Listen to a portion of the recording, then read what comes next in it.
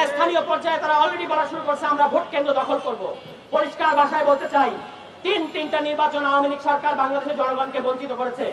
সামনের নির্বাচনে বাংলাদেশের জনগণ ভোট কেন্দ্র পাহারা দেবে এবং জনগণের পক্ষের শক্তি এনসিপি জাতীয় নাগরিক পার্টি জনগণের রায়ে আগামীতে সরকার গঠন করবে।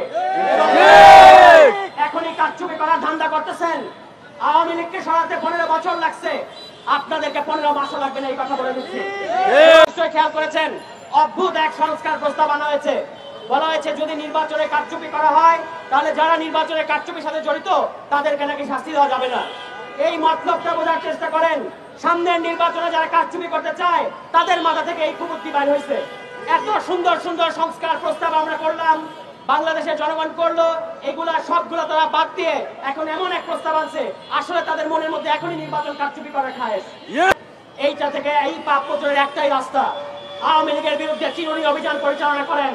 ঢাকা শহরে যেখানে যেখানে সারা দেশ থেকে নাকি আওয়ামী লীগের কর্মীরা এসে জড়ো হচ্ছে তাদেরকে গ্রেফতার করেন। এইটাই একমাত্র রাস্তা। যদি এটা করেন, নিষ্ঠার সাথে যদি করেন, বাংলাদেশের ছাত্র জনতা আপনাদেরকে বুকে তুলে নেবে। যদি আপনাদের নাকের ডগা দিয়ে আওয়ামী লীগ মিছিল করতে পারে তাহলে আমরা ধরে নিব আপনারা প্রশ্রয় দিচ্ছেন। করতে হবে যে আপনারা আওয়ামী লীগকে রাস্তায় নামতে দিবেন কি দিবেন না। বাংলাদেশ জাতীয় নাগরিক পার্টি আজকে যারা প্রশ্ন করতেছেন যে আপনারা কারা, আমরা হচ্ছে তারা যাদের কারণে আপনারা এই গণ অভ্যুত্থানের পরে রাজনীতি করার সুযোগ পাচ্ছেন, মাঠে নামার সুযোগ পাচ্ছেন এবং বীর দর্পে চাঁদাবাজি করতেছেন। লজ্জা থাকা উচিত আপনাদের। বছরে আপনাদের কোনো খোঁজ ছিল না।